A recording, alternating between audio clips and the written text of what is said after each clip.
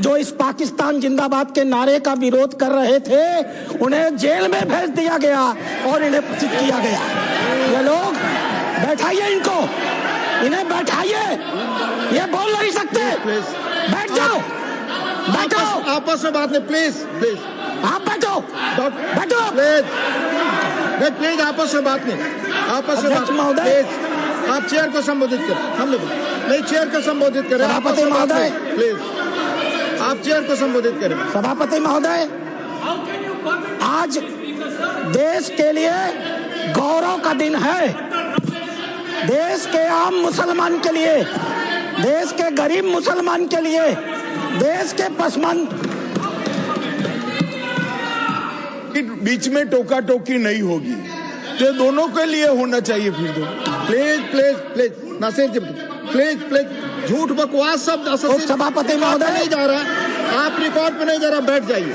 उप सभापति महोदय, आज का दिन गरीब मुसलमानों के लिए, पसमानदा मुसलमानों के लिए, तलाकशुदा महिला बहनों के लिए, विधवा महिला बहनों के लिए, अनाथ बच्चों के लिए आज ऐतिहासिक दिन है। एक क्रांतिकारी परिवर्तन आने जा रहा है। पूरी की पूरी इस गरीब समाज, मुस्लिम समाज की आर्थिक और सामाजिक व्यवस्था में यह वक्फ अधिनियम क्रांतिकारी परिवर्तन लाने जा रहा है। मैं आभारी हूं माननीय मोदी जी का, जिन्होंने इस महान विधेयक को इस सदन में लाने का काम किया। अध्यक्ष सभापति महोदय, हम हिंदू हैं, हम लगातार अपने समाज में परिवर्तन की बात करते हैं। हमने लगातार अपनी समाज की बुराइयों के विरुद्ध संघर्ष किया है। इतिहास पर गवाह है, हमारे यहाँ सती प्रथा होती थी, हमने सती प्रथा निषेध अधिनियम लाया। हमारे यहाँ बाल विवाह होता था, हमने बाल विवाह निषेध अधिनियम लाए। हमारे यहाँ विधवा विवाह नहीं होते थे, हमने विधवा विवाह अधिनियम लाया। आश्चर्य की बात होती है जब इस समाज की चर्चा होती है, आश्चर्य की बात होती है इन 75 सालों के अंदर एक बार भी मुस्लिम समाज के संशोधन को लेकर, सुधार को लेकर के, एक गरीब मुसलमान की जीवन की बेहतरी को लेकर के एक बार भी किसी प्रकार के सुधार आंदोलन को इस सदन में लाने का काम नहीं किया। आज यह पहली बार है और हमें गर्व है अपने प्रधानमंत्री पर, नरेंद्र मोदी पर, जिन्होंने इस मुस्लिम समाज के सुधार के ऐतिहासिक विधेयक को लाने का काम किया है। 2014 में माननीय प्रधानमंत्री बने थे, उनके दृष्टि में कभी हिंदू और मुसलमान नहीं होता था, उनका सिर्फ एक नजरिया होता था, गरीब और अमीर। आप गौर कीजिएगा, यह सदन गौर करेगा। हम जनधन योजना लेकर के आए, 42% लाभार्थी मुस्लिम थे। हम प्रधानमंत्री आवास योजना लेकर के आए, 31% लाभार्थी मुस्लिम थे। हम उज्ज्वला योजना लेकर के आए, 37% लाभार्थी मुस्लिम थे। हम मुद्रा योजना लेकर के आए, 36% लाभार्थी मुस्लिम थे। हम स्किल इंडिया लेकर के आए, 22.7% लाभार्थी मुस्लिम थे। हमने प्रधानमंत्री एम्प्लॉयमेंट गारंटी प्रोग्राम चलाया, अध्यक्ष महोदय 70% अधिक मुसलमानों ने उस योजना का इस देश में लाभ लिया। मेरे पार्टी की बैठक है, मुझे बताना नहीं चाहिए, लेकिन मैं कहूंगा, माननीय प्रधानमंत्री इसी बाल योगी सभागार में हम सारे सांसदों की बैठक ले रहे थे। उन्होंने क्या कहा हमसे? उन्होंने कहा, लोग कहते हैं कि मुसलमान भाजपा को वोट नहीं देते। आपको याद होगा मित्रों, उन्होंने कहा नहीं, ये गलत है, देते हैं। और अगर मान लिया जाए कि नहीं देते हैं तो इसका मतलब क्या है? क्या वो देश के नागरिक नहीं है? क्या उनके काम नहीं होने चाहिए?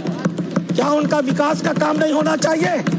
हम सारे सांसदों को उन्होंने मीटिंग में कहा, अपने काम को करते समय कभी हिंदू और मुसलमान न करना, विकास की धारा सारे समाज पर समान रूप से पहुंचाने की बात कही। उन्होंने दूसरी बात कही, मैं पूरे देश को 2047 में विकसित भारत का सपना दिखाता हूं। क्या 20% मुसलमान अगर देश का पिछड़ा रह जाएगा तो क्या भारत का विकास का सपना पूरा होगा? नहीं। हमें भारत के विकास का मतलब है 20% मुसलमान के विकास की भी योजना बनानी है। यह कल्पना माननीय प्रधानमंत्री ले सकते हैं। आजादी के 75 सालों के अंदर इस कल्पना को लेकर इस देश में कोई नहीं आया था। और तीसरी बात उन्होंने कही, सरकार की और सबसे महत्वपूर्ण बात है, सरकार के स्तर पर सरकार जो कुछ भी कर सकती है मुसलमानों के जीवन की बेहतरी के लिए हम करने का प्रयास करेंगे, लेकिन मुस्लिम सामाजिक संस्थाओं की भी रोल होनी चाहिए। ये मुस्लिम पर्सनल लॉ बोर्ड की भी भूमिका होनी चाहिए, यह जमायत उलेमा की भी भूमिका होनी चाहिए, यह वक्फ कमेटियों की संपत्तियां जो पड़ी हुई हैं उनकी भी मुसलमानों की जिंदगी को बेहतर करने में भूमिका होनी चाहिए। यह बात आज की नहीं थी, ये लोकसभा चुनाव के 6 महीने पहले की बात है अध्यक्ष महोदय। उस समय वो कल्पना लेकर चल रहे थे कि अगर हमने मुस्लिम वक्फ की संपत्तियों का बेहतर उपयोग कर लिया, पारदर्शी उपयोग कर लिया, उनकी आय को बढ़ा दिया, उनके ऊपर जो कब्जा करके लोग बैठे हुए हैं उन कब्जेदारों को हटा दिया, तो स्वाभाविक रूप से जो अकूत संपत्ति पूरे भारत में मुसलमानों के पास आएगी, हम उसका इस्तेमाल गरीब मुसलमानों की शिक्षा के लिए, जीवन की बेहतरी के लिए, उनके मुसलमान महिलाएं दर बदर भीख न मांगे, अपनी इज्जत का समझौता न कर सके, कोई बूढ़ी मुस्लिम रात को खाली पेट सोने के लिए मजबूर न हो, हम उसके लिए व्यवस्था करके लाएंगे। और वस्तुतः अध्यक्ष महोदय, वक्फ अधिनियम की जो ही माननीय गृह मंत्री ने घोषणा किया, पूरे देश में तूफान आ गया। आश्चर्य होता है, वक्फ की घोषणा भी नहीं हुई, कानून सामने भी नहीं आए, विरोध शुरू हो गया। तुम्हारी मस्जिदें कब्जा कर ली जाएंगी, तुम्हारे दरगाह कब्जा कर लिए जाएंगे, तुम्हारे कब्रिस्तान कब्जा कर लिए जाएंगे, तुम्हारे मदरसे कब्जा कर लिए जाएंगे। मैं एक पत्रक लेकर के अध्यक्ष महोदय आया हूँ। केरल और कर्नाटक की एक आतंकवादी संस्था है PFI, माननीय गृह मंत्री को आभार प्रकट करता हूँ, उन्होंने बैन किया है। PFI की एक दूसरी संस्था है SDPI। आज SDPI मेरे पास पर्चे हैं, मैं गृह मंत्री को सौंपूंगा और आपको भी दूंगा। आज SDPI पूरे देश में, मेरे पास राजस्थान के पर्चे आए हैं जहां SDPI सबसे कमजोर है, पूरे देश में पर्चे बांटे जा रहे हैं और बताया जा रहा है कि ये वक्फ कानून अगर आ गया तो मस्जिदों पर भाजपा सरकार कब्जा कर लेगी। आखिर क्यों? लेकिन ये लोग भूल गए, नरेंद्र मोदी किसी और मिट्टी के बने हुए हैं। आपके विरोध से वो डरने वाले नहीं थे। आप चाहे जितना भी विरोध करते, वो मजबूती के साथ एक आम गरीब मुसलमान, एक दलित, एक पिछड़ी महिला, एक अनाथ महिला, एक तलाकशुदा महिला, अनाथ बच्चों के साथ खड़े होने वाले थे और इसीलिए वो मजबूती से विधेयक लेकर के आए। अध्यक्ष महोदय, ये चर्चा कर रहे थे वक्फ बाई यूजर की। क्या होता है वक्फ बाई यूजर? हजरत मोहम्मद साहब ने क्या कहा था? आपके पास अपनी कोई संपत्ति हो तो दूसरों को भले के लिए दान करो। हदीसों ने क्या लिखा था? यदि किसी व्यक्ति के पास अपनी संपत्ति है, उस संपत्ति का एक हिस्सा वो दान कर सकता है, उसके लिए मुतवल्ली बना सकता है, उसके आय के साधन कैसे होंगे लिख सकता है, आय से होने वाली आय किस वर्ग के उपयोग में आएगी उसके भी निर्देश दे सकता है। What is this Waqf by user? किसने आपको संपत्ति दी?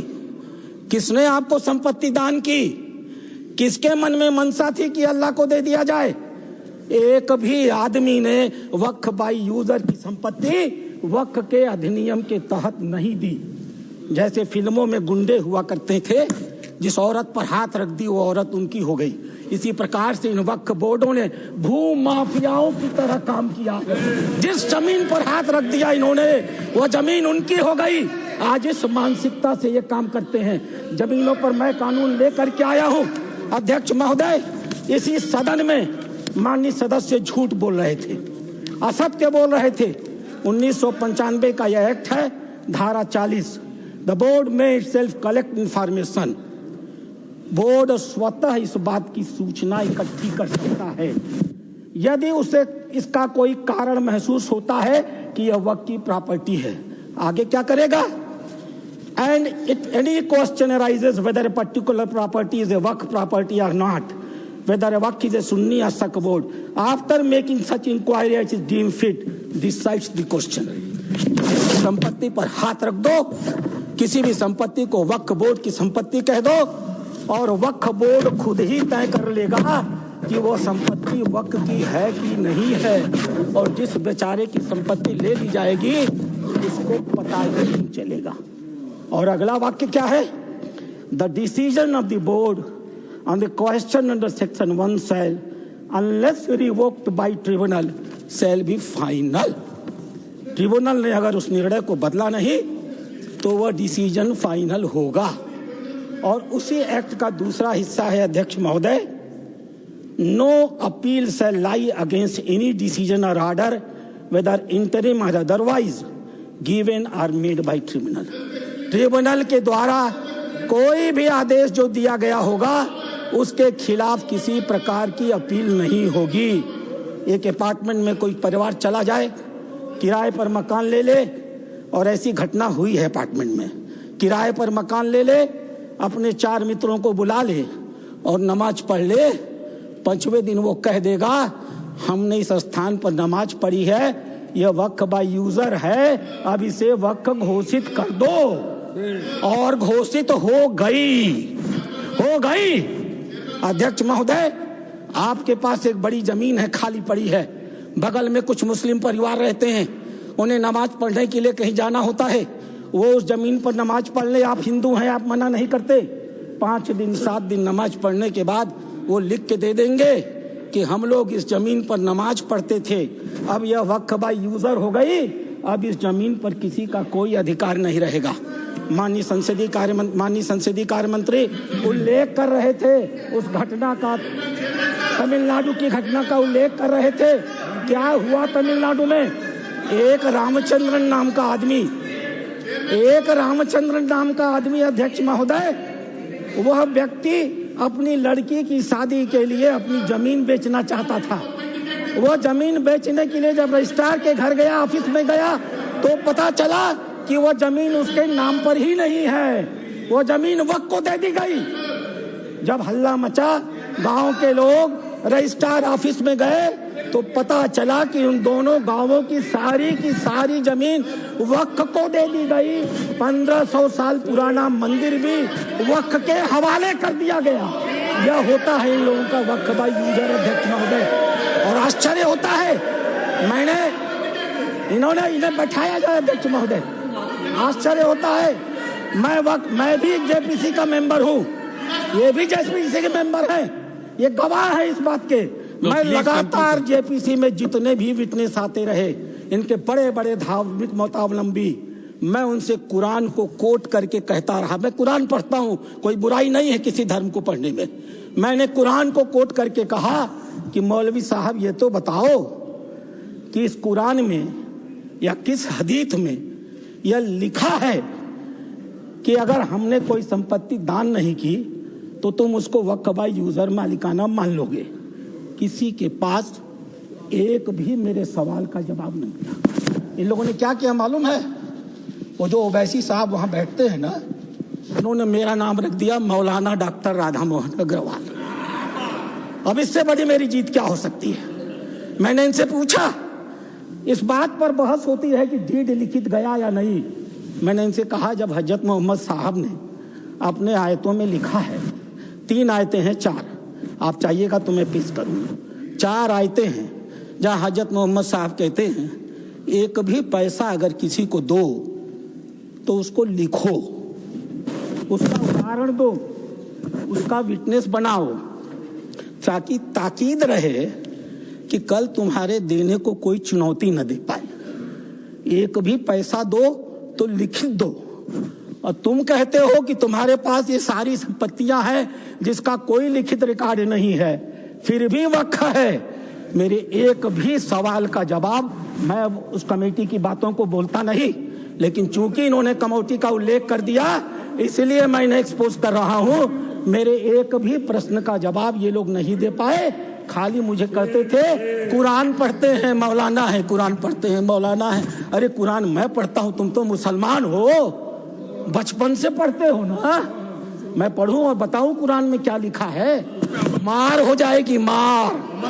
ये हिंदू की भलमन साहत है जो कुरान पढ़ के तुम्हें बताता नहीं है। अध्यक्ष महोदय दूसरी चीज, सरकार इनकी थी, इन्होंने वक्फ को अभय दान दे दिया। और क्या नारा दिया? जो जमीन सरकारी है वो जमीन हमारी है। सरकारी संपत्तियों पर कब्जा करने का ऐतिहासिक इन्होंने कर्म काहे किया है। उत्तर प्रदेश की 74% वक्फ की संपत्तियां सरकारी जमीन पर कब्जा करके बनी है। तेलंगाना में 50% की संपत्तियां सरकारी जमीन पर कब्जा करके बनी है।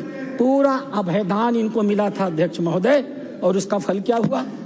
2006 में सच्चर कमेटी की रिपोर्ट आई। सच्चर कमेटी ने कहा 4,50,000 संपत्ति है और 6 लाख एकड़ जमीन है। आज 2024 में 8,72,000 संपत्ति है और 37,94,000 एकड़ जमीन है। 2006 से 2023 6 लाख एकड़ से बढ़ करके 37,94,000 एकड़ जमीन इनकी हो गई। इन्हें बताना तो पड़ेगा सभापति महोदय कि आखिर 31 लाख अतिरिक्त जमीन इन्होंने पाई से कहां से है।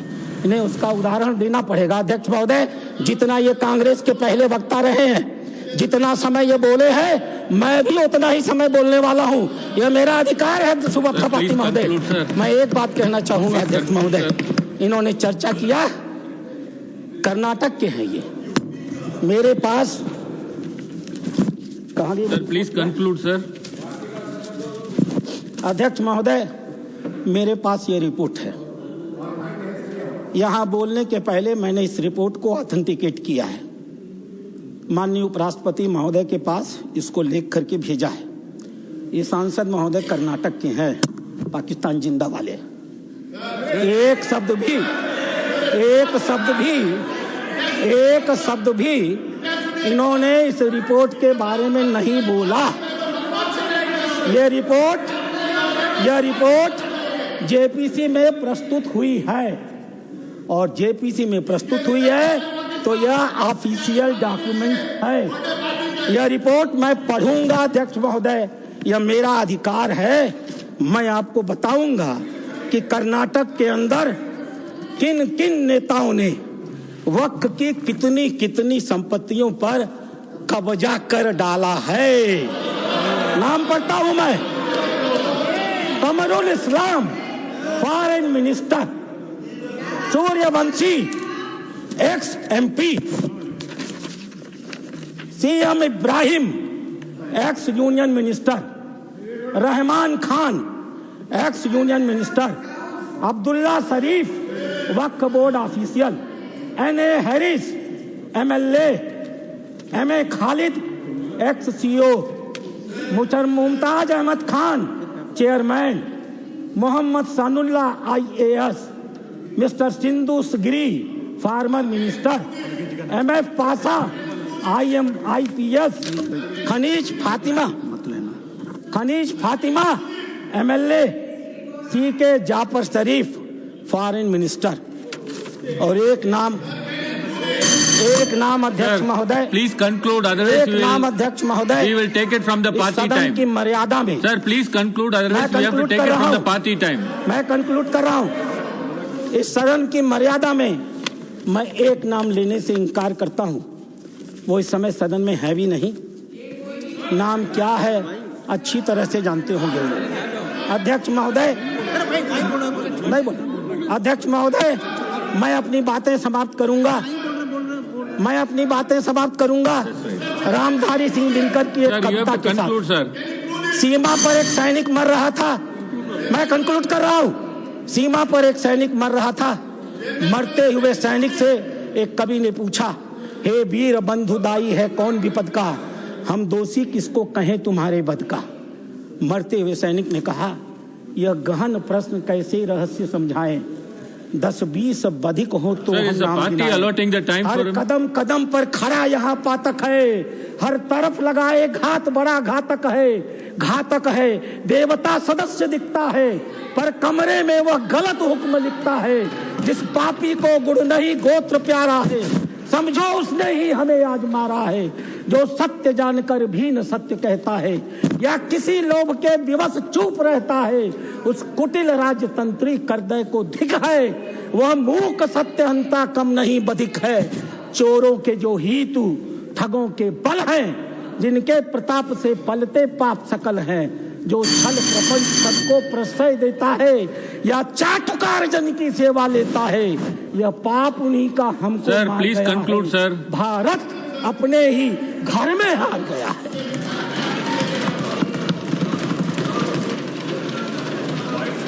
I call upon the next speaker, Mohammed Nadimul Haque.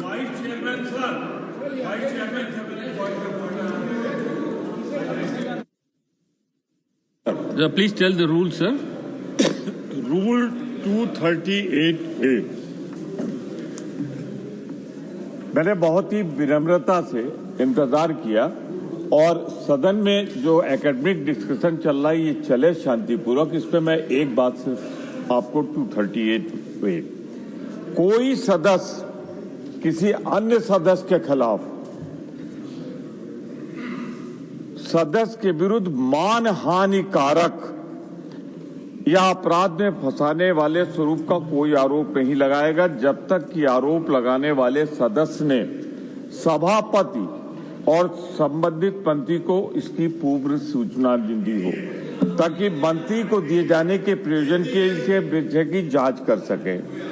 मानवर परंतु सभापति किसी समय सदस्य को कोई ऐसा आरोप लगाने से मना कर सकेगा या आपकी राय में आए ऐसा आरोप राज्यसभा की गर्मी को घटाने हो वाला हो या आरोप को लगाने का कोई जनसिद्ध नहीं होता। आपसे फैसला नहीं चाहता हूं, मैं फैसला उनसे चाहता हूं। मानवर एक मंत्री का ये आचरण, मानवर जो इन्होंने आरोप लगाया है श्री नासिर हुसैन पे, उनको कोई सूचना नहीं दी गई, मंत्री को कोई सूचना नहीं दी गई। मेरा सिर्फ आग्रह है कि चर्चा शांतिपूर्वक चले, इसलिए ऐसा कोई आरोप न लगाया जाए जिससे राज्यसभा की गरिमा गिरे, और ये जो आरोप लगाया गया है इससे राज्यसभा की गरिमा गिरती है। 1 minute, सर प्लीज। माननीय माननीय सदस्य नासिर हुसैन पर कोई आरोप नहीं लगाया। उन्होंने इतना कहा कि ये जीते तब पाकिस्तान जिंदाबाद के नारे लगे।